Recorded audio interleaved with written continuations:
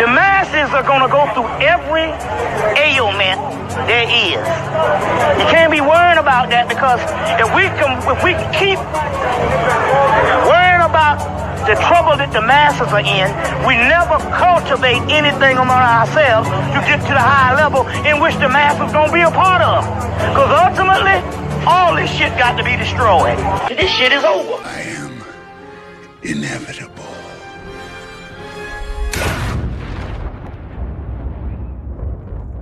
Push the button. Come on, push the button.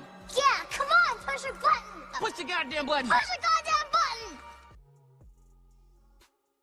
Gentlemen, we are live in full effect. We are live again.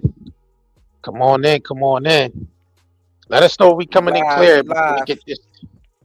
Let us know we coming in clear before we get started here. If y'all can let us know. Am I coming in clear? Could anyone hear me out there? Yeah, you coming in clear. Peace, peace, y'all. Come on in. We got to get into this topic. So today, the topic we got to get into, you know, the controversy still continues between Iran and America. Well, Trump and Iran. So his idea is he want to take over the uranium. He's giving them an ultimatum to make a deal, or he's going in and taking the uranium from Iran. Right, and then we gotta get data centers. Yeah, they are data centers, y'all. Right, they trying to convert farmers into this farmland into data centers and force feed us laboratory grown meat, and that's the honest truth. That's no conspiracy about that. That's the honest truth. I mean, the world needs to know the truth behind these data centers and how much damage it causes to the community, health and money, both. Right. A lot of this information I'm just coming across myself. I didn't realize how detrimental these data centers can be. So we definitely gonna get into that. Y'all definitely need to hear that and share that. Like this video, and please share this, because this information is crucial. Yeah, this is one of them ones. Definitely you have to tune in. Let people know about. Definitely share this if you can. This information is crucial, y'all. Yes, indeed. So we got to get into it. So, yeah, that's what we always tell them, Donald. Buy local, buy from your local farms, local meat butchers, because what they got planned right now for artificial intelligence is crucial, and it's pretty much going to damage. It's going to F our economy up, not just our economy, but people in those, you know, those nearby data centers is getting sick already. We're gonna pull all that up. We're gonna pull up all the money they're being offered. Like, these farmers are being offered triple of what their farm is worth just so they can take the land and turn it into a data center, which is crazy. And the ones that already got data centers, it gets way darker, folks. Yeah, we're gonna get into that. Right. Even the ones that live by the data centers that's already built, they going through it. But we're gonna get into it. But let's start off with Trump. So this is Trump, you know, gave a little press conference, you know, yesterday, and it's talking about you know, giving Iran an ultimatum, you know, to close some type of deal. And if they don't, you know, he's trying to go in and just basically take their uranium over. So let's go ahead and get into it. There's a lot more other things they discuss in this too. So we're gonna try to get through most of this. Hello everybody. It's a little bit unusual, right? Speed it up a little notch. Clear, it's good and clear. No, hold on though. He got, you notice he got Joe Rogan back there with him. Notice that? So he got Bobby Kennedy, you know, RFK, and then he got Joe Rogan there with him. Conference, he said Saturday morning. I said, I don't know. He didn't stab Joe Rogan in the back yet. Right. Not yet. Very important what we're doing. So, as you see, and you know, a lot of the people behind me, they're tremendous professionals, medical professionals most, and some military, like Marcus, some great military professionals too, real hero. Today, I'm pleased to announce historic reforms to dramatically accelerate access to new medical research and treatments based on psychedelic drugs. In many cases, these experimental treatments have shown life-changing potential for those suffering from severe mental illness and depression, including our cherished veterans. Our veterans have had a tremendous hard time. You know, the suicide rate, we have it down a little bit, but they are having a hard time. And I got a call from a number of people, including the great Joe Rogan. And he said, we have to do something about this. And I looked into it. I called Bobby, I called Oz, I called Marty and Jay. And it was beautiful. So he basically brought Joe Rogan in because Joe Rogan hit up Trump about the fentanyl epidemic that's going on in America. So they want to try to do something about that and solve it. But that starts at the top. Y'all still allowing drugs to be shipped into America and they're done by our own politicians. So what are we talking about here? These drugs are being allowed to be brought in by the CIA, you know, the DOJ and the rest of these alphabet boys. They're allowing the drugs to come in. So what are we talking about? The epidemic is happening because they're allowing the drugs to come in. Like they always put the did. drugs on the street. They put the drugs on the street to entrap us. Because they know they can create prisoners out of us and basically slaves out of us. Private prison create slave labor from us. So they want to put something on the street extra, you know, to basically entrap us. That's basically what it is. Because they know who's going to have the drugs. They know who they distribute it to. So they already have all the information on all the drug dealers and drug users already, because they the ones that's behind selling it. So they have a good list to lock people up, because they just do it as a trap. It's literally a trap. That's why, and we literally subconsciously know that. That's why in the hood they call drug selling trapping. Like subconsciously it's called trapping, because you are falling into the trap, because it's your government that's giving you the drugs to sell, and then they lock you up for it. So they know who it goes to.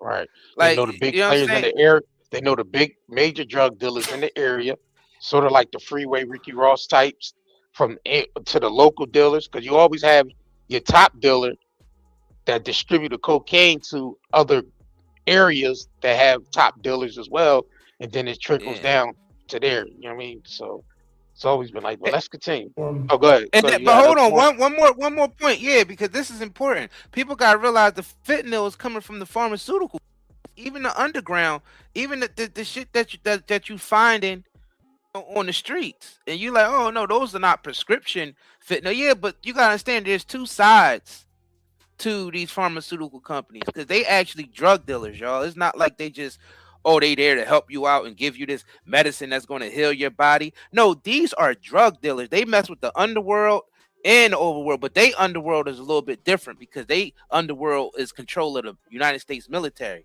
That's how they was able to basically transfer drugs and dead soldiers' caskets during the time, Frank Lucas and all of them, during the Vietnam War. They was literally transporting drugs in military caskets of dead soldiers. That if you really dig enough and you do the research, you'll find out the same people who's behind the pharmaceutical companies are behind that, because they control the military.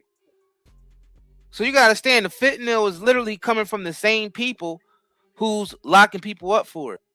And then the pharmaceutical companies, they are outsourced to China and actually have labs in China where they actually create the fentanyl to ship to America. And you do enough research, you'll find out that it's people from the pharmaceutical companies that's in business with China. Yeah, you have to create those labs to ship through, so it could come into the United States through the borders, which they control. But the people at the border are paid off too, so they know that the drugs are coming through, and they just let them through, and they get a lot of money for that. I'm telling you, that's how corrupt this is, and they know exactly where it's going to be distributed on the street, so they can lock you up if you touch it one time. Well, yeah, the thing is coming from, they have two different areas: the Vietnam, and then you got Afghanistan's poppy fields too. So, which our soldiers was directly guarding the fields of the poppy fields over there in Afghanistan, so it can be shipped to America. Now we already know. People already exposed this, like the freeway Ricky Ross's saying he worked directly with like Blandone, and Blandone working with the CIA, and there was working with the Iran, with Oliver North for the Iran Contras, so they can basically support the Irans to take over the Iran Contras with that whole thing down there. So, Yeah, that was already exposed. So we already see how they've been working to bring good drugs into America. But then you have these clowns that get on the new, do these press conferences saying, yeah, we need to have war on drugs. Well, you have to start with your own people. You have to start with your own people. They said one of the major cartel dealers got shot and had freaking Ronald Reagan number in his pocket. Or was it Ronald Reagan or was it Bush or Ronald Reagan? It was one of them. I think it was Reagan at the time. Yeah, Reagan with the whole war on drugs in the 80s. That whole fake ass shit. Yep, but let's continue though. Support. And I said, so why would we wait 3 or 4 years to get it done? Or 10 years, frankly. Let's get it done immediately, and that's what happened. This has probably never been anything happened so quickly. Everybody is so strongly in favor of this. It's for a lot of people, but it's for our military in particular. The suicide epidemic among veterans is a national tragedy. Since 9/11, we've lost over 21 times more veteran lives to suicide than on the battlefield. So we lose, think of that, 21 times more. And today we're bringing them new hope. I think you're going to see a big difference and a big reduction in that number. I want to thank Secretary of Health and Human Services, Robert F. Kennedy Jr., who's a fantastic, where are you, Bob? Over here. He always makes it difficult for me. He's done a great job too. And people love him. And more importantly, your wife is here someplace, Bobby. She's out there. Where are you? Where are you? The real boss in the family. Yeah. It's fantastic. Thank you very much for being here. As well as FDA Commissioner Marty McCary, CMS Administrator Dr. Mehmet Oz, NIH Director Dr. Jay Bhattacharya. See how easy that name is? It used to give me a little trouble. That was a tough name. Congressman Morgan Luttrell, who's a friend of mine and a real. Do that shit. Good somebody. Good to have you. Designated as breakthrough therapy drugs. They're very much being discussed. It's one of the hottest things I think you're talking about, Oz, right? It's nothing. If these turn out to be as good as people are saying, it's going to have a tremendous impact on this country and other countries too. These treatments are currently in the advanced stages of clinical trials to ensure that they're both safe and effective for the American patients. And the nice part is we're actually doing this early, but it has been going on. Research has been going on for quite some time. But usually with things like this, nothing ever happens, no matter how the research ends up. But we're changing that. This order will clear away unnecessary bureaucratic hurdles, improve data sharing among the FDA and the Department of Veterans Affairs, and facilitate fast rescheduling of any psychedelic drugs that become FDA approved. And we think many of them will go very quickly. And I have to say the most favored nations pricing that I established, has been knocking the cost of drugs down by 50, 60, 70, 80%. And I also want to thank you and Bobby for the great job you've done. It's incredible. And the press refuses to write about it. I think it's probably as big as what we're talking about today. The drug costs are going down. And by the way, Trump RX, which is the way you go to get your very low cost drugs. But when you think in my first term, for 28 years, drug prices went up and I got it down 1/4 or 1/8%. I was so proud of myself. It's the only one that in 28 years got them down. And I had a news conference to explain how great I was. I said, I'm the greatest there ever was. I got it down 1/8%. Okay. I was very proud because it only went up for 28 years. It went up. Now I got it down a little bit.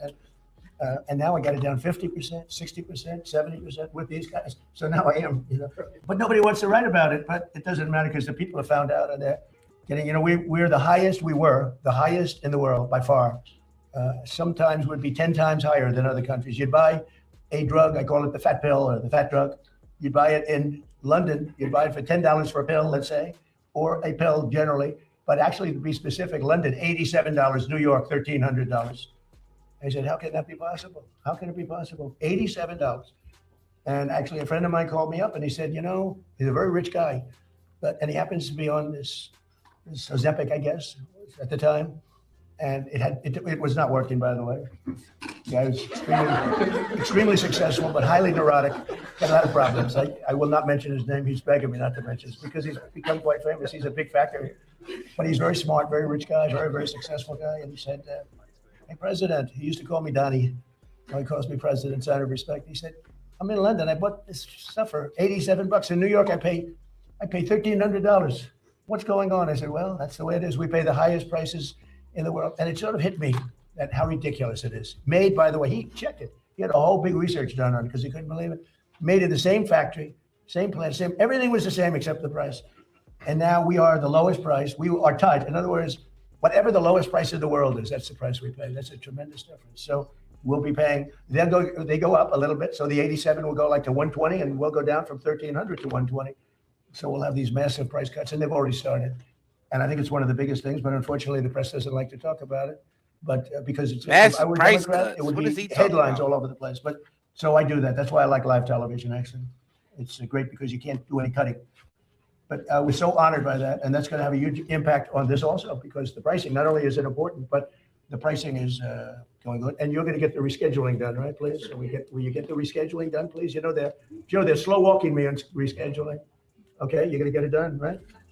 In 2024 study from Stanford University, 30 special operation veterans with traumatic brain injuries underwent, it's called ibogaine treatment. Ibogaine. Remember the name. Is that pronounced relatively properly, would you say? Yep. I don't want to get it wrong. Ibogaine, because it's so important, and experienced an 80 to 90% reduction in symptoms of depression and anxiety within 1 month. Can I have some, please? I'll take some. Y'all megatars love this comment. I don't have time to be depressed. You know, if you stay busy enough, maybe that works too. That's what I do. In Texas, Republican leaders have already committed $50 million to the ibogaine research. And today, the federal government is making a $50 million research investment in its own. And so that was just approved just last night. We're also opening a pathway for ibogaine to be administered to desperately ill patients under the right to try law. That's a law that I started and I got right to try. Very proud of that. It was done in my first term. And I used to marvel at the fact that people that were terminally ill could not get a drug. They're terminally ill. They're going to die. And the FDA, right, Marty? That's right. Okay. The FDA was protecting them from dying, but they're going to die. And so we have these incredible drugs, and they may work and they may not work, but we wouldn't let anybody get them because they were bad for your health. But these are people that were going to die. And it never made sense to me. So one of the first things I did early in my term, and it was very tough to get, actually, hard to believe. It was very tough with Congress, but they came through, the Republicans came through.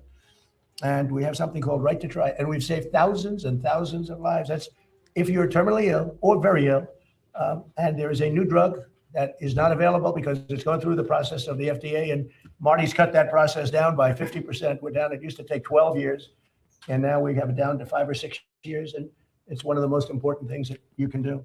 But if you're terminally ill and there's a new drug that may work or may not work, but it hasn't been approved yet, you sign a document and you're not going to hold the country liable. You're not going to hold the drug companies or the insurance companies or anybody liable. And you have the right to try. And what it's done, and nobody wanted it, the insurance companies hated it, even the doctors, they were all afraid of it because they didn't want to be sued. But I took all of the liability out of it. You sign a document, you're not going to sue the doctor, you're not going to sue the hospital, you're not going to sue anybody, including the country. And everybody signs it like immediately. And we have tens of thousands of people on this, and we've saved thousands and thousands of lives. And what it has done, we never thought of it so much as, but what it has done is in some cases, these drugs are working so good, it literally cures people that were terminally ill. But it's one of the things I'm most proud. I'm proud of a lot of things we've done, but that's one of the things we're most proud of, Right to Try. But I've always believed in ensuring that the American patients have access to breakthrough treatments and therapies with love for our veterans. And I have a real love for our veterans. I was with a group yesterday. It's incredible what they've gone through. And care for American patients. Today's order will ensure that people suffering from debilitating symptoms might finally have a chance to reclaim their lives and lead a happier life. Just lead a happier life. They've been through so much. So I'd like to ask Secretary Kennedy to say a few words, followed by Commissioner McCary, Marcus Luttrell, Joe Rogan, and anybody in the group that would like to speak. You're tremendous people. I know many of you, and you're really highly respected people. And the Luttrell family is well represented. Joe Rogan doing up there? Girls can say a few words, okay? Great people. And so, Bobby, do you want to start it off, please? Thank you, Mr. Thank you President. so much. Good morning, and thanks to the leadership of President Trump for making this historic day possible. Under the executive order, HHS will accelerate research, approval, and access to new mental health treatments, including psychedelic therapies such as ibogaine. We're taking this decisive step to confront one of the most urgent public health challenges facing our nation, the mental health crisis. More than 14 million Americans live with serious mental illness, and 1 in 4 adults experiences a diagnosable disorder each year. Suicide has risen by more than 30% over the past 2 decades, with another peak in recent years. Among veterans, more than 6,000 die by suicide each year since 2001. We have lost far more veterans to suicide than to combat. At the same time, millions of Americans living with depression, PTSD, addiction, and other conditions do not respond to existing treatments. We owe it to our warfighters and veterans to turn over every stone to alleviate the emotional and mental health blowback from their deployments. It's disturbing to me and to the president that hundreds, in fact, thousands of veterans are having to travel to Mexico or other countries to experiment with interventions that hold great promise, but for which our knowledge is still insufficient.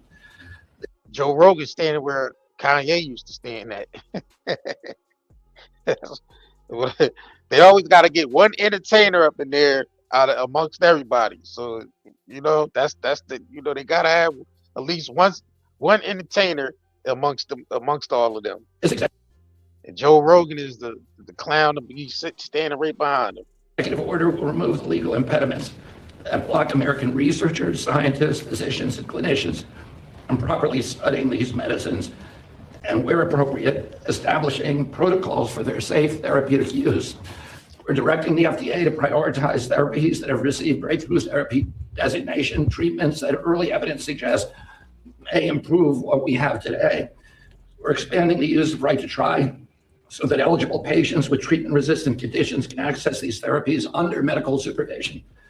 We're also coordinating with the DEA and the Department of Justice to begin rescheduling reviews after successful phase 3 trials. When the FDA determines that therapy is safe and effective, patients should not face avoidable delays in access. At the same time, HHS will work with states, the Department of Veterans Affairs, and other federal partners to strengthen research and share clinical data. We will use that data to support faster evidence-based decisions. Through ARPA-H, HHS will allocate, as the president says, at least $50 million from existing funds to partner with states that are advancing these therapies. We will support those efforts with funding, with technical assistance and data sharing consistent with applicable law. Researchers at Johns Hopkins, Stanford, and Harvard, and other leading institutions have reported meaningful and, in some cases, extraordinary clinical improvements. If these results continue, these therapies could offer longer lasting relief, not just symptom management, and reduce economic burden of mental illness, which costs this country hundreds of billions of dollars every year. This policy creates a strict, science-based pathway for FDA approval and controlled medical use. The bottom line is progress in mental health treatment has not matched the scale of the problem. I want to thank Joe Rogan for helping bring national attention to innovative, potentially life-saving treatments for veterans and others living with mental illness, and for pushing this conversation into the mainstream. I also want to thank Representative Morgan Luttrell from Texas and former Navy SEAL Marcus Luttrell for their leadership on this issue. I also want to thank the CEO of Americans for Ibogaine, Brian Hubbard, and the organization's ambassador, former Navy SEAL Henry Berkowitz, and former SEAL Team 6, Rob O'Neill. I want to thank a couple of people for getting this record time across the finish line, Callie Means and Dr. Heidi Overton. Thank you, Heidi, for your leadership and for your attention to detail, which is often frustrating. Always right. So thank you, and thank you above all, Mr. President. Thank you very much, Bobby. You're fantastic. Bobby's really done an amazing job. Maha, it's a big deal. And I want to thank you. You work so hard, Oz and everybody up here. And I just want to thank you. Great job. And he's somewhat outside of the box, would you say? And then we need outside of the box a little bit, right? Would you say, Oz? Marty, please. Great. Thank you, Mr. President. Next week, the FDA will issue 3 national priority vouchers for serotonin 2A agonists, also known as psychedelics. Under this new program, in this administration, drugs can get approved in weeks, not a year or a year plus, but in weeks, if they are in line with our national priorities. We have 18 vouchers in the program. We'll be adding 3 more next week. This is an unmet public health need, and there are potentially promising treatments. That's why there's a sense of urgency around this. That's why we're doing it now. The applications are about to come in, so this is the natural, perfect timing for this announcement. All right, well, let's get into a quick commercial break, because this is sponsored by 90dayherbals.com, where we sell nothing but natural herbal products on our 90 Day Herbals website. Let's get into this quick commercial. We'll be right back. If you crave nature but still shop online, Night and Day Herbals is your dream come true. Discover premium herbal soaps, shampoos, and CBD products. All organic, all for you. Shop now at nightanddayherbals.com. All right, the link to our shop is in the 90 Day Herbals is in the description of this video. Also, you can Google us on at Night and Day Network LLC, and you'll see everything pop up. We 5 stars on Google, so make sure you shop with us, support natural herbal products, because that's the best route to go. Natural herbal products, chemical free, no pesticides and none of that sprayed, just nothing but organically grown herbal products, herbal soap, CBD. We have stuff on there for pain, everything on there you can get. 9dayherbals.com. All right, so let's get back into these hooligans right here. For many men and women, they have been fighting battles on the ground. But even after the wars are over, those battles continue in their mind. Now, there are a lot of medications in medicine where we don't know exactly how it works, but we see profound results. If we actually listen to those who experience the therapeutic value, we can learn as a medical field. We just have to listen. The stories of those individuals with dramatic results, that is data. That is scientific data, even from a single individual. We also have randomized controlled trials. And we have to do that because we need to be able to say there's good support when we recommend these therapeutics. If you look at those trials, there's a 30 to 40% remission rate for conditions like PTSD. Otherwise, we got nothing. We have almost nothing for these conditions. And today, the FDA is also announcing the first ibogaine investigational new drug clearance. This will pave the way for the first and ever human trials in the United States. To be clear, the FDA will also have criteria and circumstances that have to be used to administer these drugs. These drugs can have side effects, and so it's not like you go to the pharmacy and pick it up. It's like medications that are administered in an ICU or an operating room. There are criteria for doing it in a controlled setting. Finally, given the urgency of today's mental health crisis, I just want to thank you, Mr. President, and say the FDA is proud to support this broader effort to evaluate new therapeutics for some of the greatest Americans we have in this country. Thank you very much. Thank you, Mr. President. Great job, too. Appreciate it. Marcus? Yes, sir. To start off, Mr. President, thank you so much for having us in here and doing this. You're going to save a lot of lives with it. I'd like to say how grateful I am to have had the opportunity to go through the program and receive the ibogaine. It absolutely changed my life for the better. I went through a lot of the programs that the veterans are going through, and I always kind of felt like I was a victim coming out of the program. When I came out of this, I felt like I had gotten my life back. That was 5 years ago. I literally lived the best days of my life every single day. I'm so thankful for everybody who's in this room to help out with this. I know this is kind of a new frontier for us, and just the fact that we're taking this kind of slow, smooth as fast, and we're getting it in there so we can test this out so that we don't get ahead of ourselves. I think that's very impactful. I think there's a lot of people out there that need help, not only our veterans, but our civilian population that can benefit from this. And it's going to do great things for our country to get it back on track and open up a lot of doorways and pathways for us to be successful in the future. Thank you for your time. That's fantastic. So you've done this 5 years? Yes, sir. And it's just been a whole different. Every single day is a better day for me. Wow, that's amazing, really. I can vouch for that. Come here, this guy's got guts. Come here. These guys, two good guys. I didn't realize you were involved in it already. It's the best testament you can have. There's nothing better than that. A man who's really respected by everybody, and he's a fantastic person. Joe Rogan, to say a few words, please. Yeah.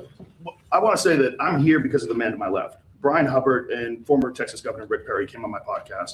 They told me how impactful this medicine is. And having that conversation with them, millions of people got a chance to hear their story, hear the stories of all the different people that have had life-changing experiences from it. And I want Brian to be able to speak about this. Good. Brian, please. Thank you, sir. I heard that, Joe. You have no trouble speaking. No trouble speaking. I want to assure you that my presence here is the most concrete affirmation that God has a wonderful sense of humor. Thank you. Thank you.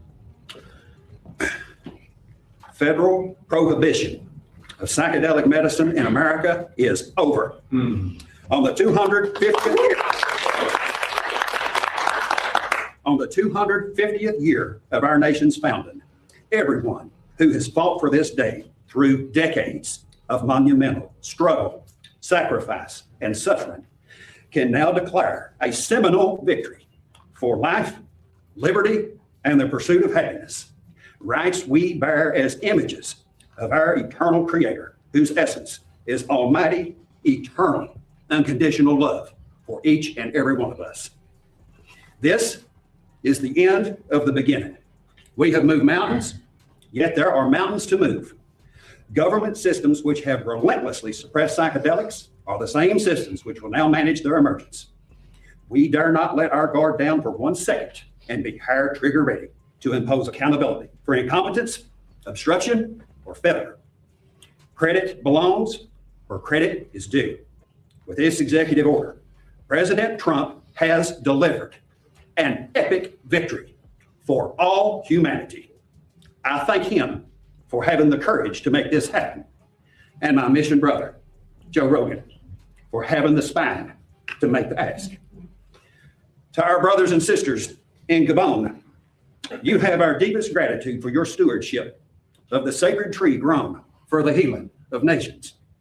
I will do my best to deliver the respect and honor you deserve for helping heal this nation.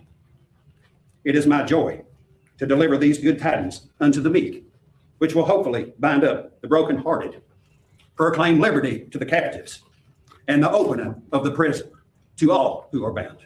God bless you. Y'all wrote that script. God bless America. Thank you.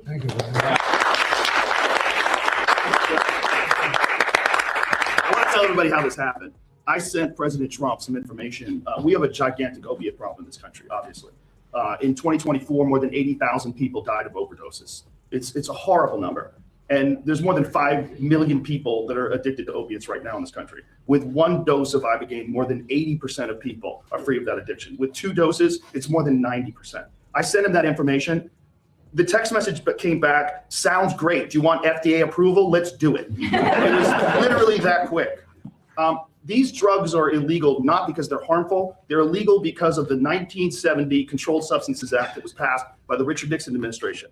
They did it to target the civil rights movement and the anti-war movement. It's not because these drugs harm people. And for 56 years, we've lived under those terrible conditions. We're free of that now. We're free of that now. Thanks to all these people that we see next to me, and thanks to President Trump.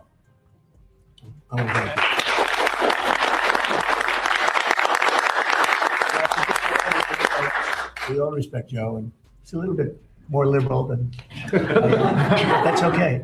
I have a lot of friends that are liberal, but Joe is an amazing guy, and he wrote me a little note about this, and I had it checked out. I didn't just do it. I had it checked out. I went to Bobby and Oz. I went to some of the people that work for you. You got a lot of friends that are liberal. You know, normally they'll come back because this happens a lot. I have a couple of them like that where they're not sure. It's like, you know, goes two ways. This thing, everybody thought it was incredible. And I told Bobby, I said, Bobby, let's just do it and get Oz involved, and it's going to get done so quickly. And you guys did a great job. Would you like to say something else?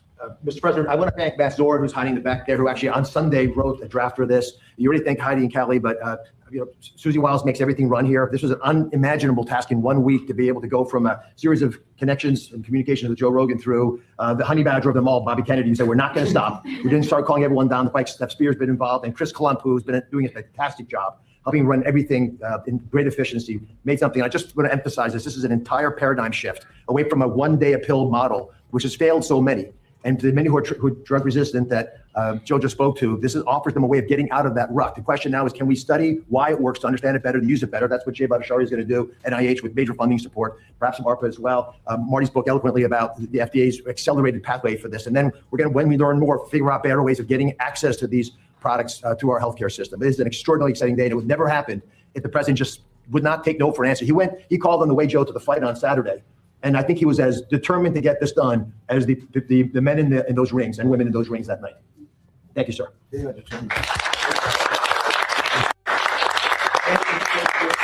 I want to thank Professor Nolan Williams. When I was a professor at Stanford, I got to know him, and he taught me about Ibogaine and all the promise that it has for treatment-resistant depression and so many other conditions.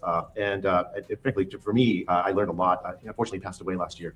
I want to thank this amazing team that just moved heaven and earth to get things done. I do want to emphasize this is something that we're still studying, and we have to keep studying. We have to figure out the right way to like make sure we administer it, that it's safe, that we don't just take it for granted. We already know everything, because we don't. And for the NIH and for ARPA-H, we are absolutely committed to making sure that we keep studying it, keep getting the best gold standard science on it.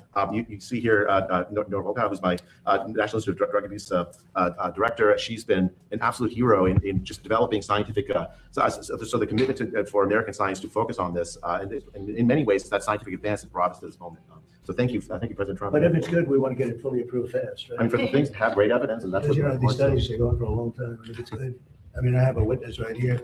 These two incredible brothers that to me is a study, right? I mean, it's just as Commissioner McCary said, there's stuff that we know and we can tell it works. We still got to figure out sometimes how it works or why it works. That we got to keep doing even as we move forward fast. But it does work. Some of those, I mean, absolutely, some of those treatments absolutely work. You can see the testament here. Yeah. I'm trying to get the answer because it either works or it doesn't. I would think that there's been a lot of research already, indirect research, maybe the ultimate research, people that have taken it, because I've spoken to people that have taken it, aside from Petrel, both of them.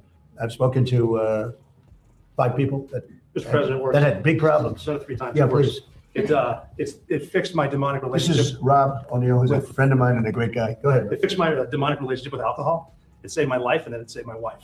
So every day is a blessing. It took about 3 years of. I did it 3 times. It's a different adventure every time. That's not fun.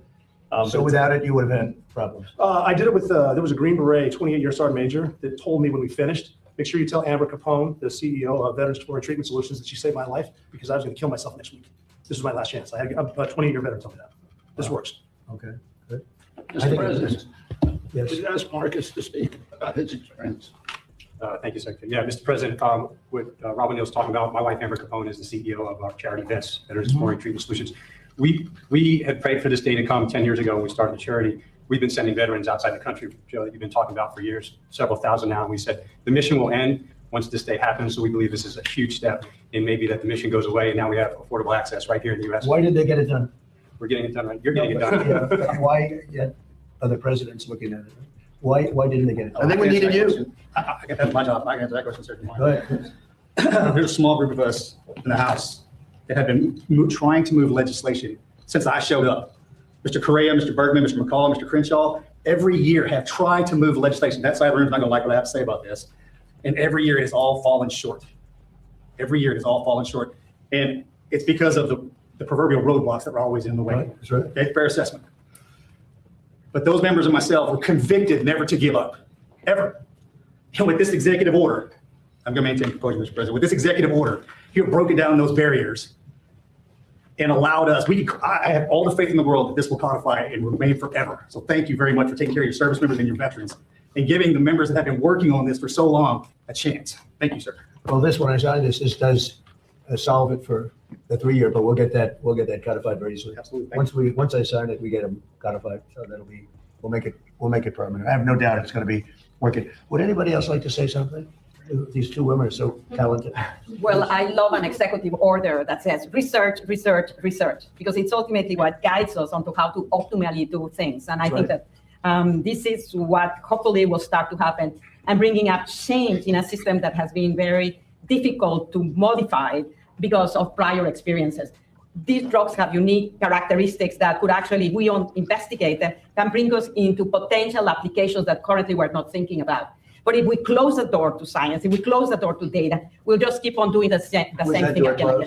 Do you think the door was closed? It was hard. Yes. It was hard to do research. It's very, very hard. And it's actually just by scheduling as a one, it makes it very So difficult. this is a big move then. It's going to have It will facilitate bigger than research. just this one thing that we're talking about. That's good. That's good. I'm glad we didn't waste the Saturday morning. Unusual, huh? Please. Yes, Mr. President, this is a much needed, bold move for precision mental health for our veterans and others, and accelerates access to personalized targeted treatments. As you have heard, many, many veterans and others experiencing mental health disorders, they go through up to years of trial and error, trying one treatment that doesn't work, trying another and not knowing why. My work at Stanford and with my colleagues is to develop brain-based tests that can be measured right now in our VA and other locations that help us understand why these new treatments work and who they'll be most effective for.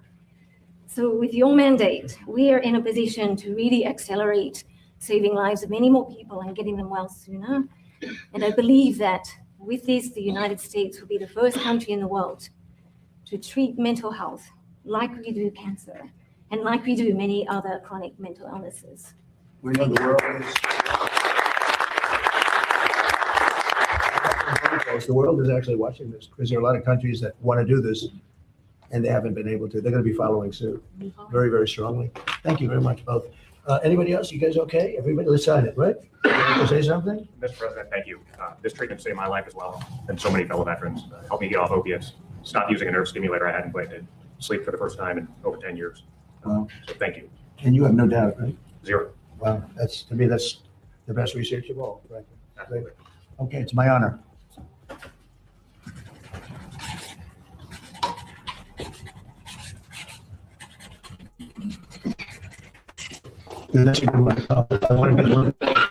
If they want to fix mental health in America, they got to remove all the poisons out of the food, air, and water. Say what? If you wanna fix mental health in America, you got to remove the poisons out of the food, air, and water. Exactly. It's as Yeah, you simple got to as start with the that. root of the problem. Yeah, got to start Right. with the root of the problem. Because the food is poisoned with stuff that disrupts our hormones. It's a whole lot of hormone disruptors, like chemicals in our food and in our air and in our water. Microplastics is definitely one of them. Right. Heavy metals is another one. Yep, microplastics and heavy metals. Like that stuff is literally poisoning the planet. The United States is using that stuff to the highest degree. It's saturating our land, it's polluting the food and everything. That's causing mental illness. Because if you knock off a body's, hormonal balance, that causes, mental illness. Because hormones basically control our mental health also. Dopamine, serotonins, insulin, all those types of different hormones get affected by these chemicals. And what these chemicals do, they cause mental illness, they cause autoimmune diseases, and they also cause cancer. This has been researched at many different universities, many different third-party scientists, and it's been confirmed that these things, yes, are dangerous, and yes, they are flooded all over the land. Microplastics and heavy metals everywhere. It's no good. And they talking about psychedelics. Psychedelics ain't going to help that part. And don't get me wrong. Hey, people should have the freedom if they want to take psychedelics in a safe way. Let them do what they do, as long as they're out there hurting anybody, anything like that. But as far as all the chemicals that's polluting our land and air and water, yeah, that's where the real mental illness is happening at. Because if you're constantly getting poisoned by your environment, that causes mental illness. And the thing is, you don't realize the mental illness that you have is caused by your environment, not just emotionally or stress wise, but also chemically. So yeah, the psychedelics and all that, yeah, that's cool, but that's not going to get rid of the mental health problem. Yeah, and it's not going to get rid of the illnesses if we don't solve that problem of the pollution, which they not going to do, because these people make money off of that, and they able to control things and destroy certain things so they can remake it, so they be able to control it. That's all the establishment does. Rather Democrat or Republican, that's what they do. Don't even matter who. And that's the evidence that we got over the years. Like, it's nothing but that. Everything, every technology they gave us in a way to where they can control it. Like, we don't get nothing outside of that. Right. Yeah, this leads into our next segment anyway. Let's get into a quick commercial break before we get into this. Because this is the information that's crucial right now, where they trying to convert farmland into data centers, and those who already have data centers in their area, it's not working out for them at all. It's hiking the energy prices up, and people are getting sick. So let's get into this quick commercial break. We'll be right back. All right. If you crave nature but still shop online, Night and Day Herbals is your dream come true. Discover premium herbal soaps, shampoos, and CBD products. All organic, all for you. Shop now at nightandayherbals.com. All right, y'all. If y'all want to support natural herbal products, make sure y'all, hit up our website at nightandayherbals.com. That's the way to keep us going if you're supporting what we're doing here. And also make sure you like and subscribe to this channel as well, because this is the information we get into. So, man, check out the website. Like I said, the link is in the description of this video, and you could look us up on Google, 9-Day Network LLC. And you'll see all our information pop up on there. It's 5 stars on Google. So make sure y'all check this out. But we have to get into why they, they are converting our farmlands into data centers and basically force feeding us to eat laboratory grown meats. So y'all know they approved Upside, which is a Bill Gates based company to approve lab grown meat for us to consume lab grown meat in fast food chain restaurants and restaurants all over in America. So we're gonna get into it. But so let's go ahead and get into this. This is ABC. They reported that this isn't right to impact AI data centers on residents and their utility bills. So let's go ahead and get into this because we got a lot more stuff we got to get into regarding these data centers that you can hear directly from the people that lives in those areas where those data centers are at. So let's get into this. Let me know if y'all can hear this too. Hold on. Now to an ABC News investigation. Half of all the new demand for electricity over the next 5 years in the U.S. is expected to come from data centers. They are the backbone of AI technology. In partnership with our stations across the country, our Elizabeth Schulze shows us how they're dividing communities, bringing the promise of new jobs, but fears of higher utility bills. This was the sound at Laura Evans' home in suburban Chicago last spring when backup generators kicked in at the data center 1,000 feet from her backyard. And it never goes away. Never goes away. Laura tells us the data center emits a low hum 24/7, and it's not just the noise taking a toll. She says in the last year, her average electricity bill has spiked 23%. And how do you budget when it's changing that much in 1 year? You can't. And the electric company warned prices could rise even more. They need more power at the data centers. Saying one reason why is increased electricity use from data centers and artificial intelligence. The energy demand from these facilities affects our ability to meet clean energy goals, have a livable planet, and also just pay our bills. ABC News and our owned and affiliated stations spoke with communities across the country, grappling with the rapid buildup of data centers to support the AI boom. An analysis from our data team found there are more than 3,000 data centers in the U.S. About 1,200 more are now under construction or soon to be built. If you're watching a show or if you're using AI, ultimately a lot of the computation happening there, or at least the storage for that thing, is in a data center somewhere. And our analysis finds a majority of the country's large data centers are or will be in cities, towns, or developed suburbs. You need a really well-developed, very consistent grid. They need to be extremely reliable in the energy that they use, because if a data center suddenly goes out, if it completely loses power, all the tens of thousands of people who are interacting with it are suddenly going to be very mad. When these data centers go offline, gear apps can go down almost right away. Exactly. So this is pretty much as close as we're going to get to where this data center is popping up. It's just a massive construction site. Hard to comprehend the scale of this. A 2-hour drive north of Laura's home, we visited the site of what will be one of the biggest data centers in the U.S. in the small town of Port Washington, Wisconsin. A $15 billion project backed by OpenAI and Oracle that's part of the White House's Stargate initiative announced on President Trump's second day in office.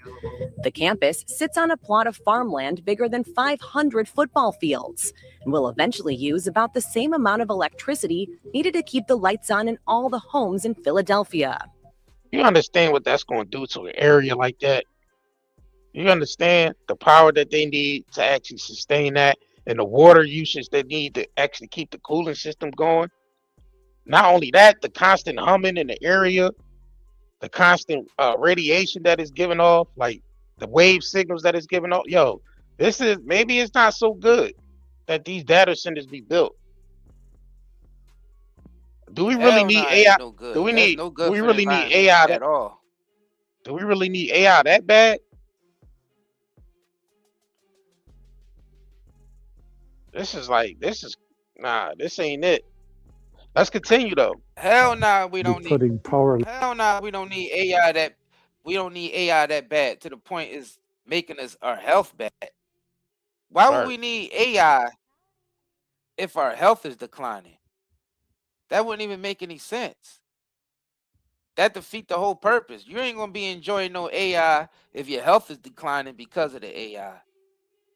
If those data centers is really that much of a threat to our environment, then they definitely need to be X'd out, or they need to find a cleaner way, a source of energy that would be able to handle that. But then again, you don't want to trust this government and these corporations with this technology too much.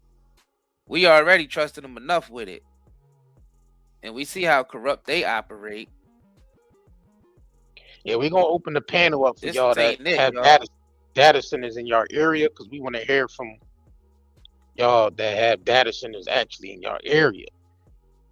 And So we only want to hear people talk data centers in their area, right? Not nothing else. They gotta stick to the topic. Yeah, they can speak on the Trump, the whole Trump thing, but we just brought up about the Iran. They want to speak on the Iran shit.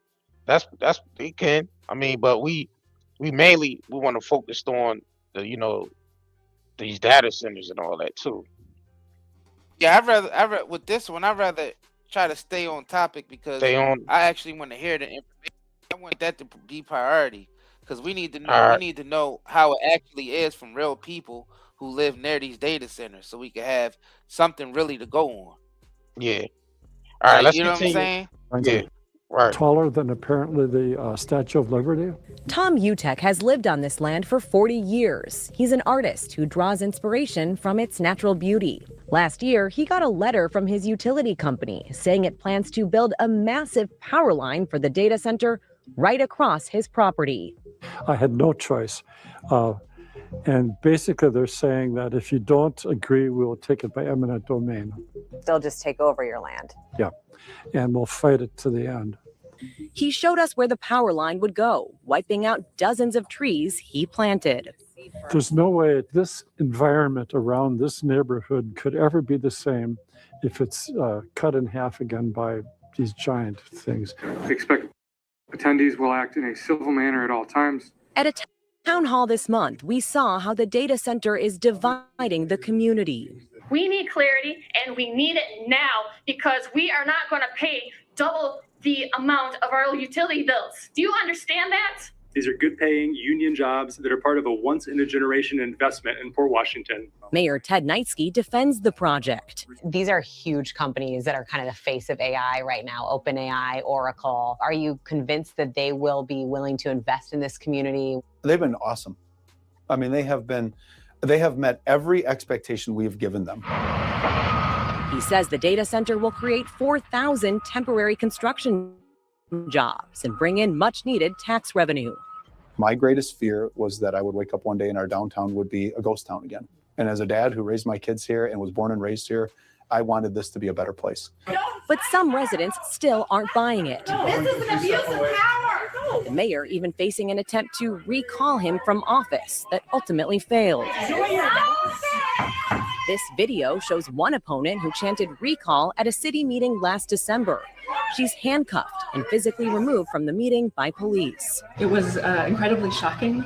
I never imagined anything like that ever happening. There was a pretty heated moment a couple months ago at one of the council meetings. What are you doing? How do you react to the backlash from the video? How do I react to it? I can play you the voicemails of the threats I received from all over the country to my family's safety.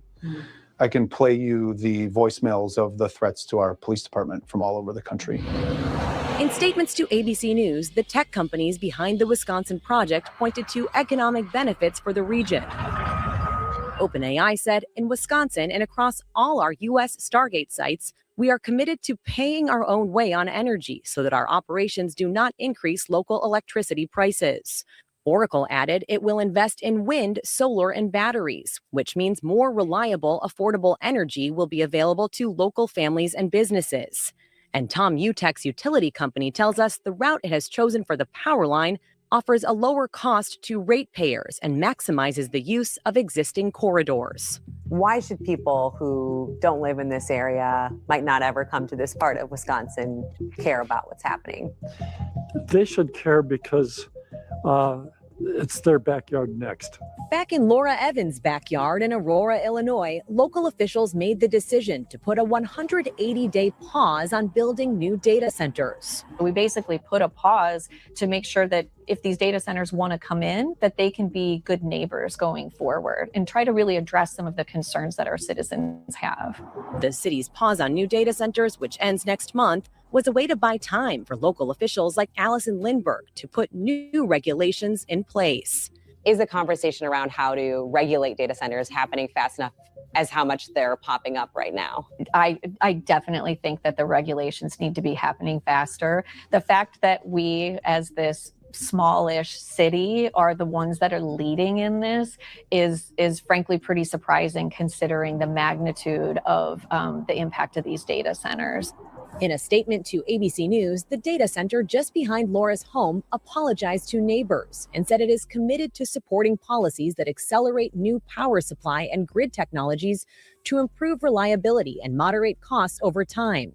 And it installed temporary noise barriers while permanent engineered solutions were being designed and fabricated. Some proponents of this technology say this is the future. What do you say to that? Build it somewhere else and just make sure it's done right, because this isn't right.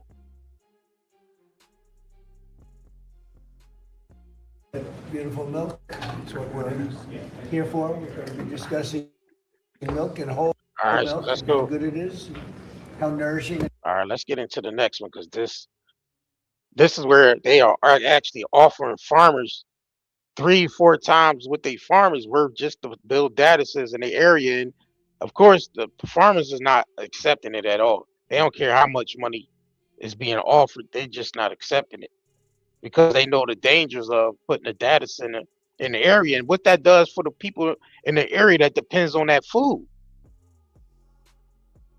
You know, like if they replace the farms with the data centers, then what that going to do for the people that want to get clean food?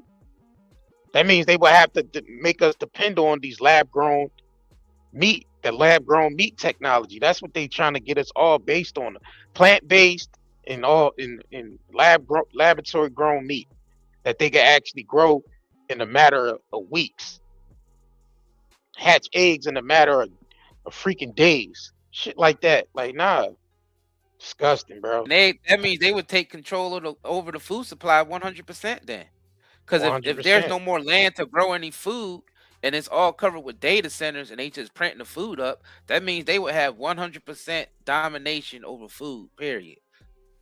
And it seems like that's what their plan is, because they poisoning the planet to the point where it's getting harder just to grow food outside because the shit that they spraying in the environment. And then they coming up with ideas to print food. That's obviously they leading us to a future where they want to control the food by printing it up and you not allowed to grow none. That's that's like what else could there be? What else could their agenda be? We see everything else have shaped society to where they have 100% dominance over our lives as far as what we eat, especially since majority of people shop at grocery stores and don't shop local. That's a big problem right there. That's a big problem right there. Because it's big businesses actually creating these conditions. While they eating up the smaller people, like the entrepreneurs, you know, the regular American citizens that's trying to build their own shit independent of that system. That's all that you gotta think about it. These data centers is a no-go, y'all. These data centers is a no-go. And AI, where it's at, that's where it needs to stay. But we need to stay. Somebody said silly conspiracy theories about what, how they taking the farms over with that. Or let's continue the information we presenting to y'all. So let's continue. Yeah. A mother and daughter in Kentucky have turned down a $26 million offer for part of their farmland. CBS News' Jared Otacher met with this family and asked them why they said no to this massive amount of money. This is the land in rural Kentucky that Delcia and her mother Ida turned down $26 million for. I just said my land is not for sale. I never had a for sale sign on my land. I never wanted to sell my land, never even dreamed of thinking about selling my land. And it's priceless. It's easy to say no to $26 million whenever it really doesn't buy anything that you need. Once this land is gone, there wouldn't be anything else I'd really want. And they told me it wasn't a difficult decision, and it's one they'd make again, because this property isn't just property. It's a home, and it's a lifestyle of farming that's been passed down in generations and generations of their family. Oh, it's all the time when we had parties, we fixed that back there for the grandkids to have, cookouts. Just ever Christmases and everything we needed, it was usually right here. They were offered tens of thousands of dollars per acre, as were a few of their neighbors, so that an unnamed company could build a 2,000+ acre data center. It would be the biggest project in the state. Most of the people I've been around, please don't let us down, please. Our land won't, our businesses will be destroyed here. Our homes will be no value to them left. Please don't let this happen to our county. A community group called We Are Mason County is suing to try and slow down the process and learn who the organization is, the company is, behind the project. I cannot get enough of these ladies. They're so great. And Jerry Chacha joins us now. This was there are a few stories that kind of are refreshing in a way that people will act in ways that you don't expect. $26 million. Were they offered that for all of their land or just part of it? Because they could have kept some of the land probably. Right, so between Delcia and Ida, the mother and daughter, they own around 600 acres. And with more of their family, it's over 1,000. So they were offered this money for part of their land. And as you heard, they said no. So tell us about this lawsuit. Yo, who wants to give up their farmland that actually provides food for the area for data centers to be? That don't even make no sense. That's like taking food right out of the people's mouth for data centers. That don't make no sense. What is the exchange there? What are people actually getting to give up their land for data centers? These farmlands that actually providing food for the area. That don't make no sense. So I'm glad they saying no. All farmers need to stand up and say no when they being offered 10 times what their property is worth to build data centers. So what? So they can take food out the area? Like, that don't make no sense. That's why they trying to advance the laboratory grown 3D printed meats. That's why they trying to advance with that, because they know they want to turn this land into freaking data centers. Yeah, not only that, it powers. They also trying to use these data centers to power smart cities as well. So don't leave that component out neither. The smart cities. That reporter in the middle going to suggest that she sell a part of her land to the data centers and she keeps some. Like she want to live next to that shit. Like she want to sell a piece of her land to the data center that's been known to destroy the environment. Like she still want to be, a neighbor to that. Why would she do that? That'll destroy the very concept, because it's destroying the land around it and the amount of water and energy that sucks up. Why would she want that on? Why would she give them a piece of that? But you see how the news just put it in your subconscious, like, oh, well, she could have just, sold a piece of it, and then she could have kept the rest. No, nobody don't want to live next to a data center. Right. Yeah, I'm seeing people in here now saying we have Aaron Abel said we have Stargate in Texas in the land for use for data centers, and and it's not farmable. Yeah, that's what I'm saying, because the way data centers is set up, it's going to destroy everything in the area. It's going to hike up the energy prices and the water that they need to even keep the cooler system going. It sucks up all the water in the area. Who wants that shit nearby? Like, that don't make sense. Like, That was filed by the community groups to slow this development. So there's a citizen community group called We Are Mason County. And just this week, they filed this lawsuit. And 30 minutes ago, the leader of the group sent me a copy of the complaint. And basically what they're arguing is that nowhere in the county zoning ordinance does it say anything about data centers. So they're arguing that if this were to go through, if the construction were to go through, it would be an illegal construction project. Wow. And their goal here is to square that out and also to slow this process down and figure out who this anonymous builder is behind it. I mean, if it's So they're basically trying to lobby the politicians in the state and lobby basically to force this construction through, where it's not even, it's not even part of, the policy for them to even build it, but they're still trying to force it. And they anonymous. Like, why would you come and try to build data centers in an area and you trying to remain anonymous? Like they can't even figure out who the people are that's trying to force this construction. They can't even figure out who the hell it is. That's crazy. It could be China as far as the Right. You don't know It could who be it is. right. You don't know who it is. Fact. Yeah, that's crazy how they operate these days. Yeah, these data centers are no go. I mean, I feel like what we got right now in moderation, we don't need no more big data centers. We need to put a halt on this AI shit. Like Right. I don't think society is ready for that AI shit. That's Because why it's going to turn this place into a dystopian real fast. Because the amount of energy it drains and the amount of resources it needs to run these data is insane.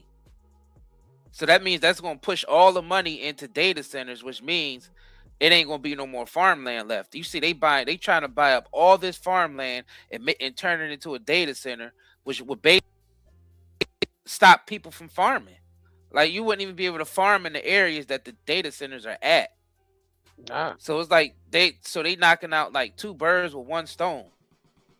Because these data centers is just going to turn into just surveillance centers. Because once they put all these data centers in your area, it's 100% surveillance. And it's going to destroy the land around it. All the EMFs that it gives off, all the water and energy that it drains, and it makes the economy around it go crazy. Because the energy costs, they put the energy costs on the people and the corporation that's sucking up all the energy. Exactly. Because these data centers suck up all the energy, y'all, all the water. They need so much water to cool those systems down when they run those data centers. And they use a lot. And they have to be fresh water. It can't be no seawater or nothing like that. So fresh water, that means they messing with our drinking water, our bathing water, the water we cook our food in. So basically, we ain't going to have that because it's all going to be getting ate up by the data center. Because what they do is when they buy up the land, they also buy up all the water sources, all the water companies, everything. Because these are the people that's behind majority of the corporations that's doing this. So they have the money to push the market that way. But if the majority of people say no, we don't accept it, it won't work. Because it doesn't matter how much money you got or how much influence, if the people ain't effing with it, then it ain't getting done. And that have happened many times to them. It's not easy for them to try to pull off what they're pulling off. Because sometimes, every once in a while, you have where the people wake up and people just say, no, we ain't doing that shit. And it don't work out.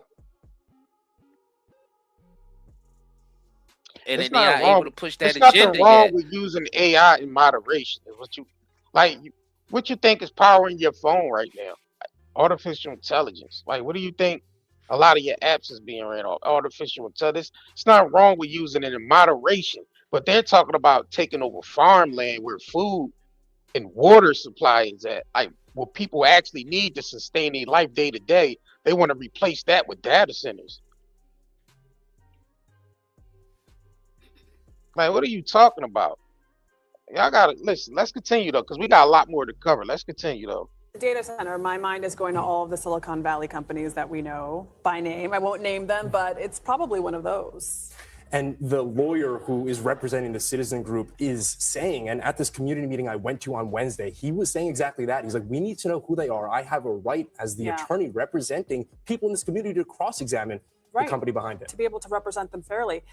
What I love, though, about this story is that these women are digging their heels to try to preserve a way of life that is being threatened by the future, by technology, by the needs of our cell phones, right? Data centers are needed to support all of the uses of our cell phones. And No, the because they need community more. together They need these and data centers rejecting for more than just cell phones. Like, we're good for what we have now. They're trying to further this artificial intelligence by incorporating smart cities and more, like you said, bro, more surveillance, more data centers to basically, process the information that they need for these AI technology to keep running. Because they trying to further this shit. They trying to further the technology with this AI They will on be the able to data on the control every aspect of our lives with those data centers because they have enough data to basically process these AIs to use to implement as surveillance tools. And they actually have the data centers to actually collect the information. And for the AI to be strong enough, if it get enough water, because those machines heat up fast. If it get enough water, they're gonna be working and they're gonna be surveilling the hell out of the citizens around it. Because that's basically what it's gonna be used for.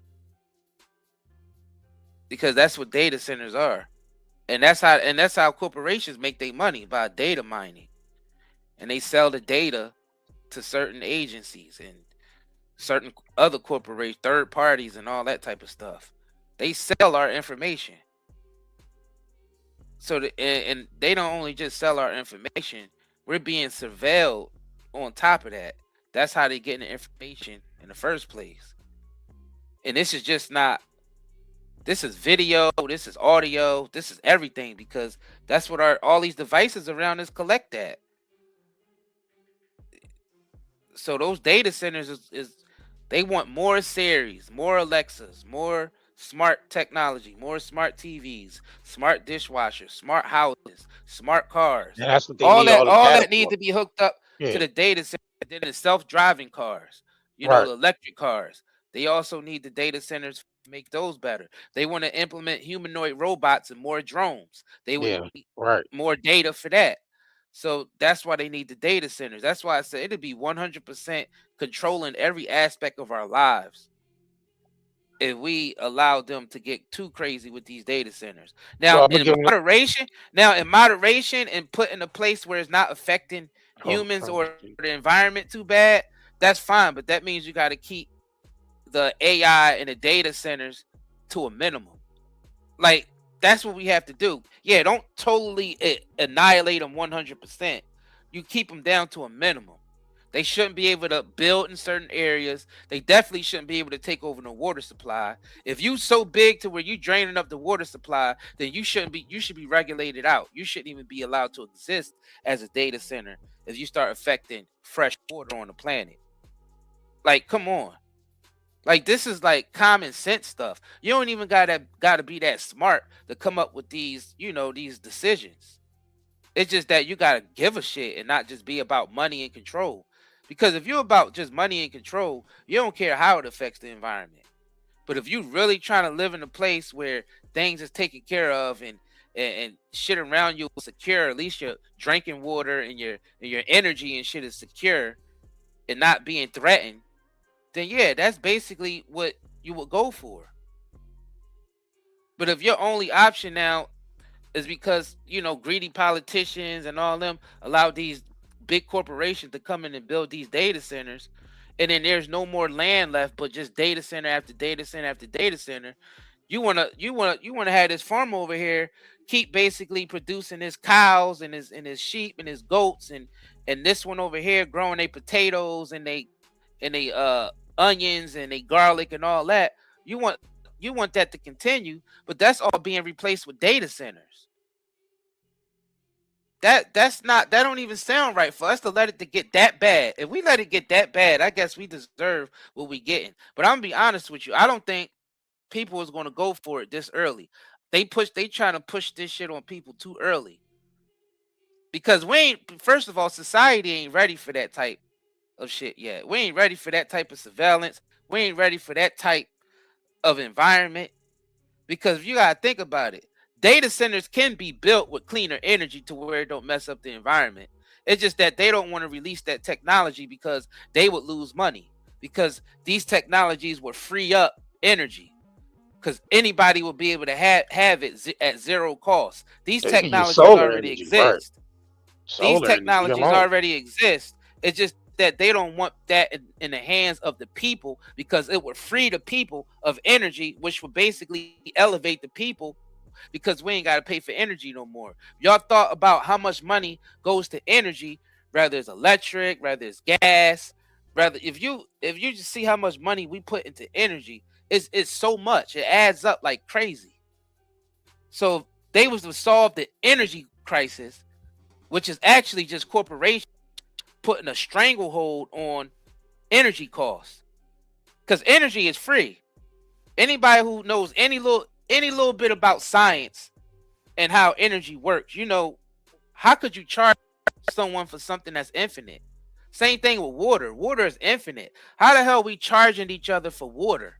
How are we charging each other for energy? And these things are infinite.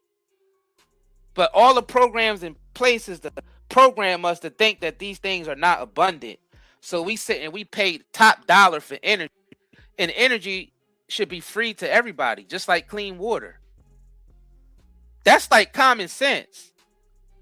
Like if you can't see that as common sense, you are already mentally gone. It's either you a bot, it's either you just 100% brainwashed, or you ain't got no soul at all, and you just like an autonomous being.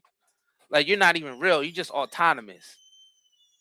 Like how did you not see that? Right. All right. So because we still got more to cover, then we try and still get people on the panel. All right. So so the reason for more data centers. All right. So this kind of breaks it down. The rapid proliferation. Let me see. For the data centers, primarily driven for the explosion of generative AI, which requires massive computer power and training interference alongside sustained growth of cloud computing, the 5G and increased data storage needs. Massive investments in the infrastructure are fueled by a need for faster and low data access to government incentives to lead to global AI race. All right, so it breaks it down to generative AI explosion, training AI models like LLMs and running AI applications requires specialized high density hardware, GPUs, to consume enormous amount of electricity and space. Cloud computing and digitization, the shift in cloud storage and high speed 24/7 internet connected streaming to mobile devices, of course, mandates robust and infrastructure. The needs for speed to provide quick response time for users and data centers must be located closer to users to increase the need for distributed regional facilities. All right, so unmatched investment and incentives.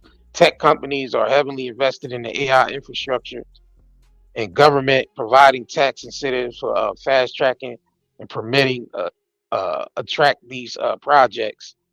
All right, so let me go back real quick. So, all right, hold on. All right, so these data centers is basically to, for the essential infrastructure in house, the service, storage systems, and networking equipment necessary to run modern digital lives. The act as the backbone of the internet, storing, processing, and massive amounts of data in the cloud service. So AI, banking, and communications. So that's what like you said, they trying to hook everything up to that. Like, anything that you have to use on a day-to-day basis, like your refrigerator, microwaves, all types of digital things that they could basically monitor all that. Like you said, in the future, there's gonna be like, all right, well, you can't buy a certain amount of food. Well, it says here that your refrigerator is already stocked with certain amount of food. You can't buy no more of this, or you can't buy no more of that. So it's basically tracking every inch of our lives, our spending, how much food we have in our houses, how much water usage is being used. Like, they're trying to basically use these data centers to limit and surveil everything, every aspect of our lives, basically, everything we do. inside of our homes and outside of our homes. So these data centers are able to process all that information, for that whatever area they build that data in. That's what them data centers are basically put there to surveil every last, human in that area, and to, link, a bunch of artificial intelligence up to it, like you said, humanoids, robots, self-driving cars, anything you can think of that's involved with, autonomous, because that's what they want to do. They want to put the world on autonomous, basically. Put the whole world on autonomous. But let's continue because we got more stuff to get into. Let me go ahead and switch to this real quick. Because they actually interviewed somebody that's directly lived near a Mark Zuckerberg's data center. So this was put out by I think More Perfect Union.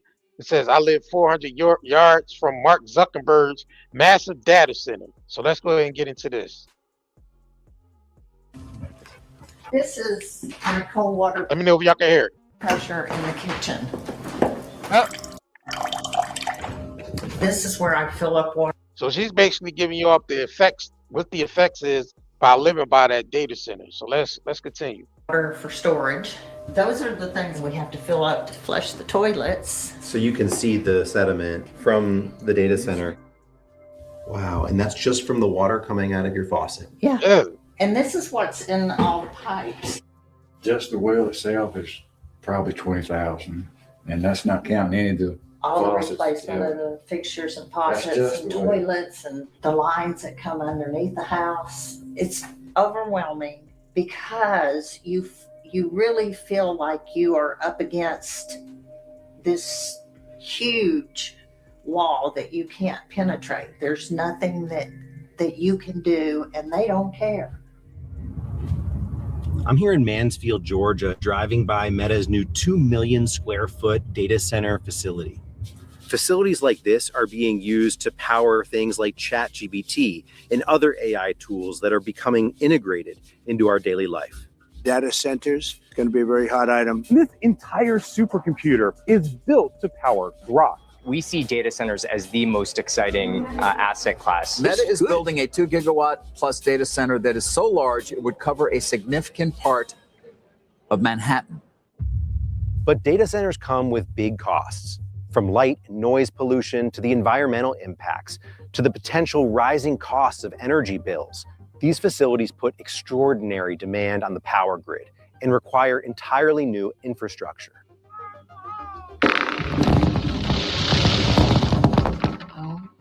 Damn. They should be responsible for that, not us. Search the internet for profits that Meta has made, Amazon, Microsoft. They can afford to pay for their own generation. We came to Georgia to ask 2 questions. What's the true cost of the AI revolution, and who should be paying for it? Your house is here, and the data center is right there. It's less than 400 yards. Beverly and Jeff Morris bought their home an hour's drive from downtown Atlanta in 2016, but their roots in the community run much deeper. Being in the country has always just been my peace and my therapy. When we found this place, we decided that this was it. It was perfect. I was actually raised probably 5 miles from here. It felt like coming home. The data center that's now the Morris's next door neighbor happens to be owned by Meta, the company you know for Facebook and Instagram, but has also been breaking into artificial intelligence. They started construction on this data center campus in 2018. Definitely changed everything. They destroyed the environment, taking down all the trees across the road. Beautiful pines, beautiful forest. The light pollution is... You don't have to have a night light in the house. You can walk around the house at night and see everything. It's that bright. That's crazy, bro. Oh, hell no. This is a video of the dust from Facebook where the construction was. What it looks like right now out my front door. The wind blowing in all of this stuff. Oh, hell no. Across the construction, across the road. This is all from Meta. Yeah, I was standing on my front porch I think eventually that affected our well water. We're on a well here, and we started having issues with our well in 2018. I have to replace a hot water heater. I've replaced 2 washing machines and a dishwasher because of the sediment that's coming in. A lot of what the Morrises are facing is from the polluting effects of this massive construction. But that's only one part of the story. There are serious costs to communities once data centers are operational too. Hell no. To explain that, we have to back up for a second. I wouldn't blame you if you were asking yourself, what the heck is a data center anyway? Their origins date back to early clunky supercomputers or mainframes in the 1950s and 60s. And then in the 90s, with the birth of the internet, the modern data center was born as a way for internet providers to connect businesses and the world to the web. In the 2010s, data centers became larger as they became critical to new cloud storage. To the cloud. With the cloud, we share a sync photo that allows us to all work on the same documents. Everything from your pet photos to entire workplaces to files for video streaming, like this video you're watching right now. We're in the cloud. Today, we are in the midst of a tectonic shift in processing needs, as large as the birth of the internet, artificial intelligence. A transformational moment for data center demand. But the thing is, AI processing demands are much larger. One report showed that a Google search using a ChatGPT-like AI feature used 30 times as much power as a normal Google search. In the next 3 years, data center use of electricity is expected to double or even triple. And the state of Georgia has the fastest data center growth in the entire country. The 2 biggest reasons data centers come to Georgia are that electricity rates for industrials, which is the class that they're in, are 42% below the national average. And the second biggest one are data center tax breaks. They received over $180 million in tax breaks last year. So they get tax break, but the people don't. So they just basically just rob from the people, rob from the rich to give to the, rob from the poor to give to the rich.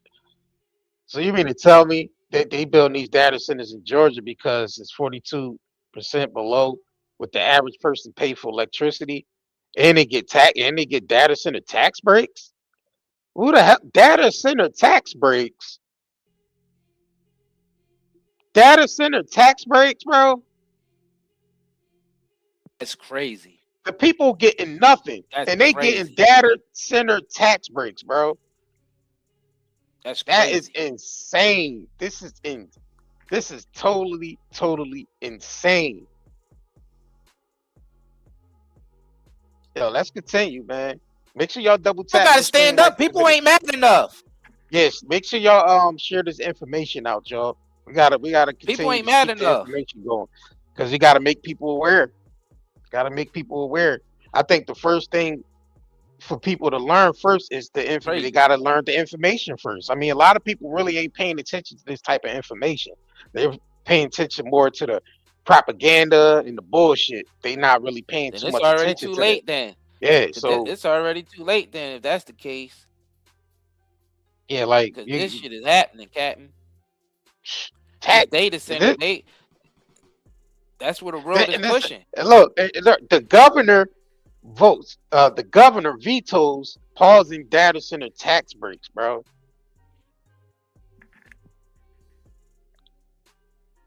That is insane. So that's telling right here that they all bought out by these corporations. So this right here proves right here that what we've been saying, that these politicians are bought out by the corporations. This is prime example. The governor vetoes pausing data center tax breaks, and the people gets nothing. Let's continue though. The week we were in Georgia, a showdown was happening at the state capitol I over vote for 2 these bills people, tied y'all. to data centers. Senator Hofstadter had proposed 2 different bills, and one of them was SB 34, which was the data centers bill, to move the burden of the operational costs of data centers from ratepayers to the data centers themselves. And what is SB 94? That is the Consumer Utility Council, a legal advocate for ratepayers and small businesses. Bills like these are the result of mounting residential anger and the work of dedicated advocates across the state, like Diana Dietz, who lives 50 miles away from the Capitol in Fayette County. This is a huge industrial project plopped in a residential area. This was the original plan, 122 acres. And then the Development Authority got involved. In 2022, officials in Fayette County voted to annex and rezone an additional 412 acres for a data center campus. Fayetteville's City Council voted 5-0 in favor of the development, despite passionate opposition from some local residents. The site was then purchased by QTS, which is owned by Blackstone, for $153.8 million. These speculators, investors, are secretly buying up land right next to homeowners. And it was all done so that when we all went to the 4 public hearings between the county and the city, it was a done deal. This is the one that's currently under construction, and this is where Gene and Joe are. Gene and Joe Marshall live on the edge of Fayetteville in Fayette County on an 8-acre property. This driveway is almost the line for Fayette County versus Fayetteville, where QTS's property is located. We have absolutely no say in anything that happens over here.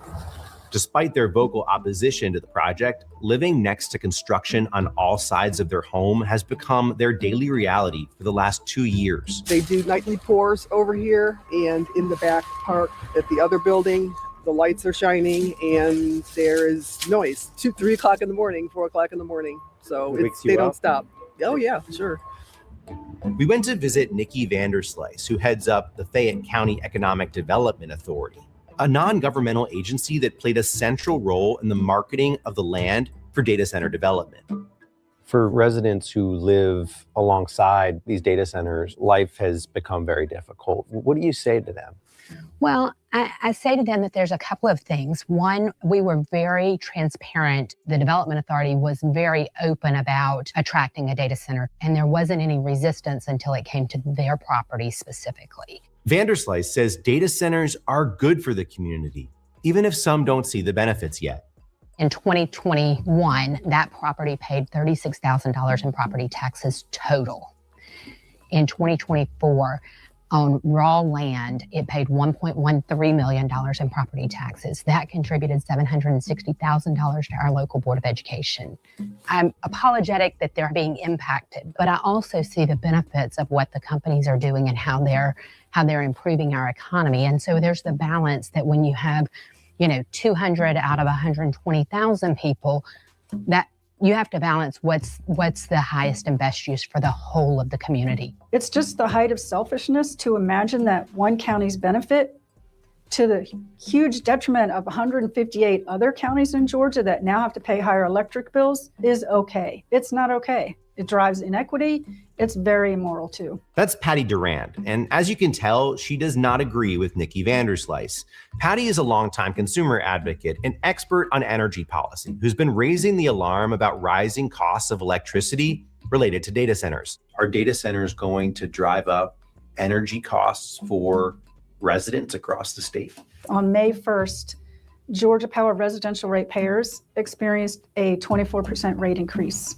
Just since 2023, Georgia Power has raised rates 6 times. And related to those rate hikes, remember those 2 bills we mentioned earlier? We were with Patty as she was watching a live feed of the Senate floor. Today is crossover day, which means any bill that does not get through one side of the House or the Senate to the other side is dead for the year. And right now, Senate Bill 34 is not on that list. By later that evening, both bills had failed to get a vote. As disappointed and angry as Patty was, she wasn't too surprised. Georgia legislators are getting soaked with money from Georgia Power. Is that a conflict of interest? Absolutely. It is clearly corrupting. This is the highest paid utility CEOs in the country. Why is the poorest region in the country paying the most to our CEOs? $23 million, It's ridiculous how much money they make. Our time in Georgia is crucial to understanding what's happening all across the country because the growth of data centers is not slowing down anytime soon. And tech billionaires have already been complaining about the amount of red tape involved in powering this growth. Getting energy permitted is like a very heavily regulated government function. And if you're talking about building large new power plants or large build outs, that is just a heavily regulated thing. The regulatory body in question is the Federal Energy Regulatory Commission, also known as FERC, an independent and historically nonpartisan agency that regulates interstate transmission of electricity, natural gas, and oil. But just last month, President Trump signed an executive order placing FERC under White House control. And he's been boasting about his ability to fast-track new projects. We're going to get very rapid approvals in the United States. Like with the AI plans, under emergency declaration, I can get the approvals done myself without having to go through years of waiting. With this alliance between the federal government, Silicon Valley, and utility monopolies, who's looking out for regular Americans like the Morrises? During the peak season, our electric bill was maybe $250. Yeah. And now it's probably $400. Your electricity bill has doubled. Wow. It's been a struggle. Every month it's a struggle. Jeff would like to retire, but he keeps working because we have to pay our bills. Do you think that people should have to pay more because of data centers? No, absolutely not. They should pay for that difference. It's hard enough for a regular person to pay their electric bill as it is. I don't think that's right at all.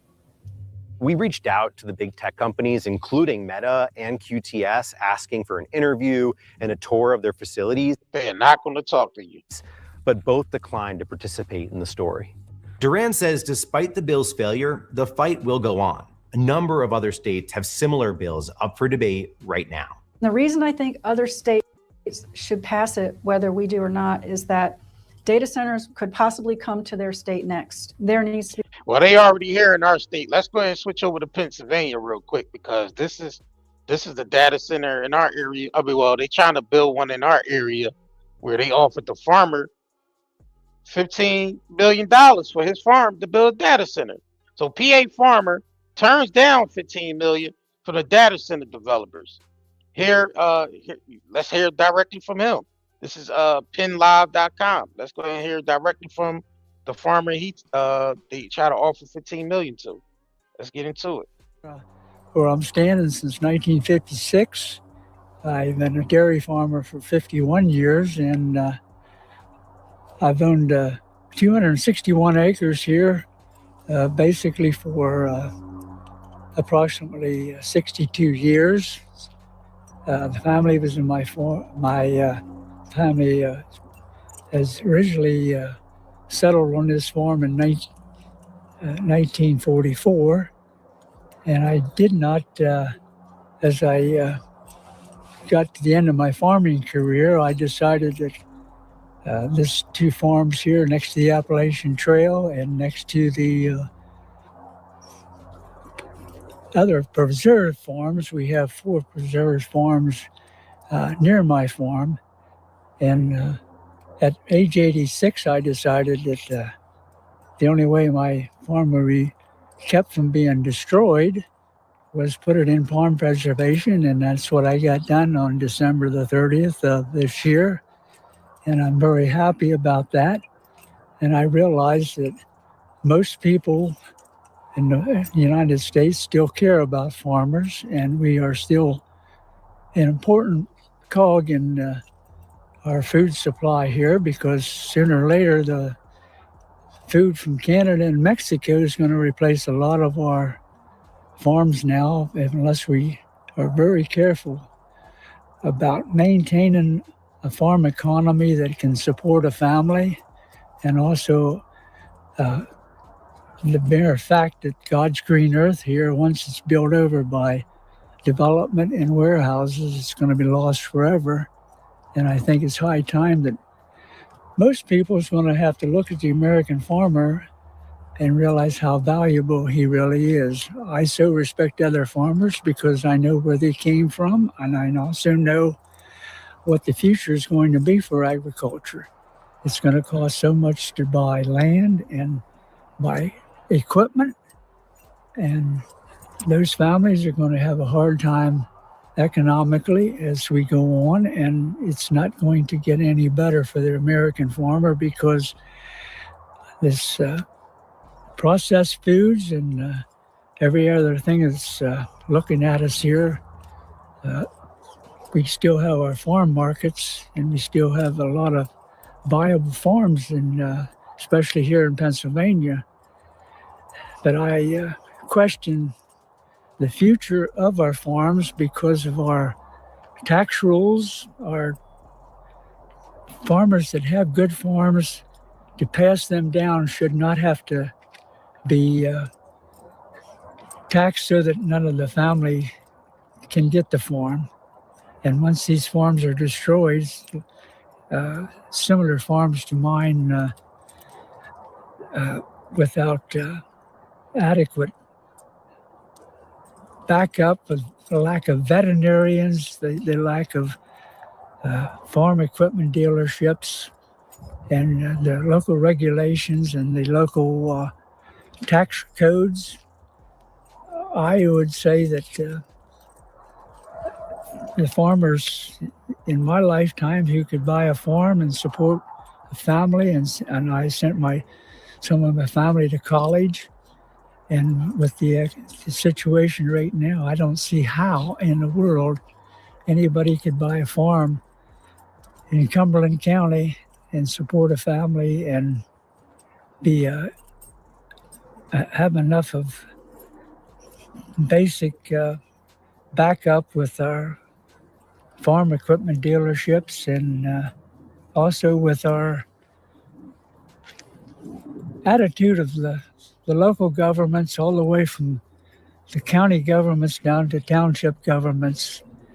I think that They all sold us out. as the rural people are less and less, and are new people that move in townships, and they want to live next to farmers, but sometimes they aren't the best neighbors to farmers. But that's not my problem. It never was here. But it's hard to have a farm in an area that has become so congested as Silver Spring Township is. And it's not a nice situation for most people to come in here. They find no problem with our situation, but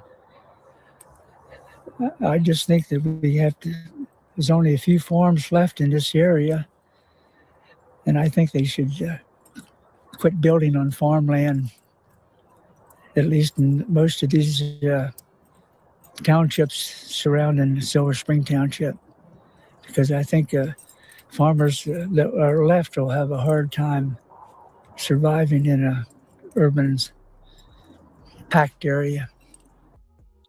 Which means, yeah, like we say, growth. That them data centers ain't gonna do nothing but destroy the area. That's it. They're gonna destroy the area. Food wise, water supply, everything. Economically, it's just going to destroy. It is. Those data centers put in the area is not beneficial to the people. It's just not. I mean, I don't think we need that much artificial intelligence convenience to actually give up our our day-to-day lives where we need to sustain in order to accept artificial intelligence. I don't think we needed that much. I mean, we've been going on in life, we've been sustaining life on this planet without it. So why do we need it that damn bad? See, that's the thing though. When you give up your convenience, you give up your freedom for convenience, then that's just equal slavery. That's it. That's all that brings about is more slavery. The more you accept, convenience from these people, and we got to get people on. We got to get some people on the panel. We want to hear from some of you people that got data centers in your area and really how it's affecting your area directly. Are developers coming in trying to buy up land in your area, specifically OpenAI, Orchid, and the rest of those companies? Yeah. All right.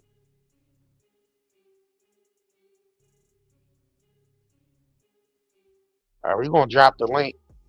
We're gonna drop the link for some of y'all that we this open panel time, but we sticking to the the data centers and artificial intelligence, and we're trying to stay on that topic. But we only on that topic, y'all. So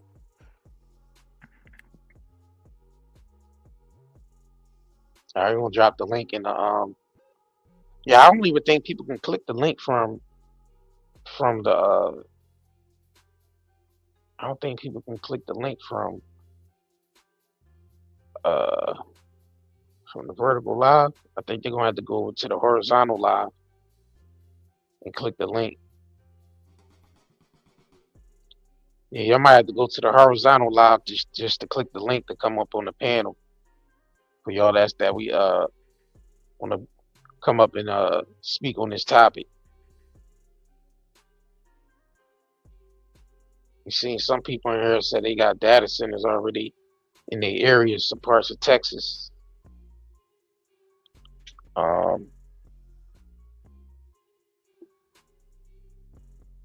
right, let me see. In the meantime, let me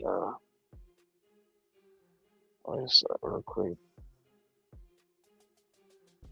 Like we said, only we gonna have to just support your local farmers and local meat butchers, man. Your local businesses in your area. These corporations, man, is getting outrageous. They just don't have no respect for they don't have no type of respect for the people. They don't. All we are is a number to them. That's it. All right, I dropped the link. that's been For people obvious. all right. Let me see. I want to. Oh, which one is this?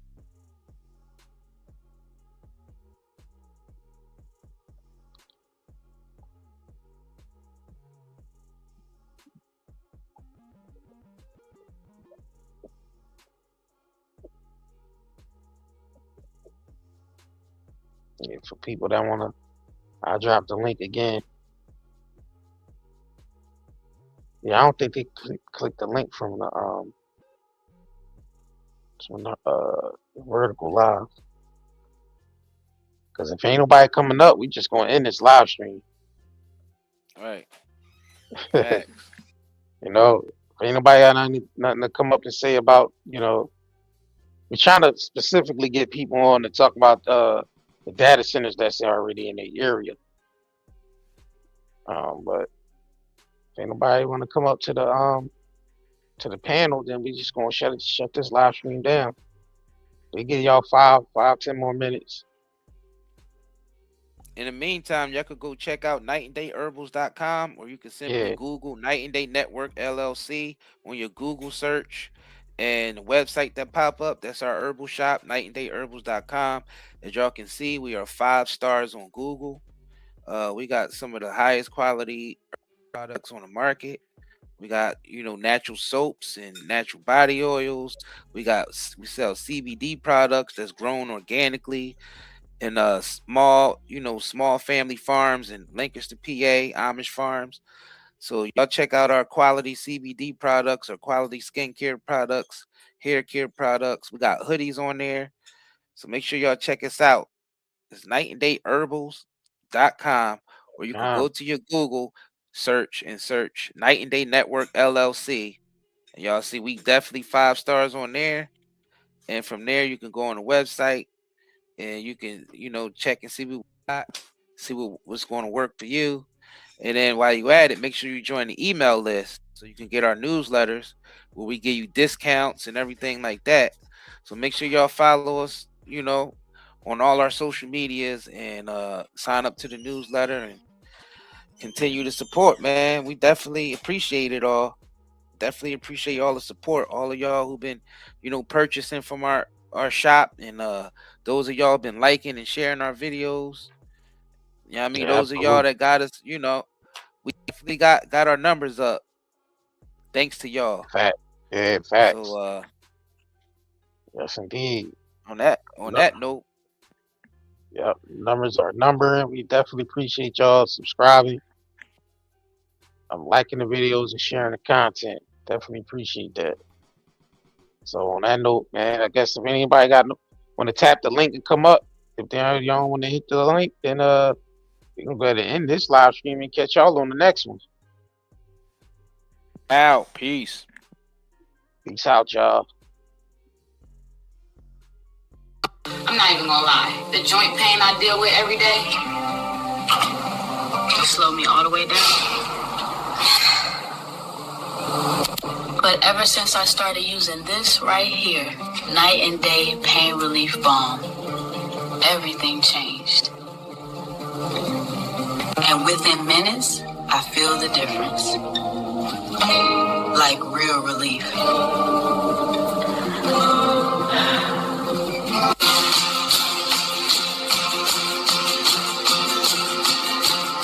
Now I can clean my whole house without even thinking about the pain. As a nurse, I'm on my feet all day. And this right here helps me get through my entire shift. I can actually enjoy time with my kids now. Go outside, be active, without hurting the whole time. Feels good to just live again.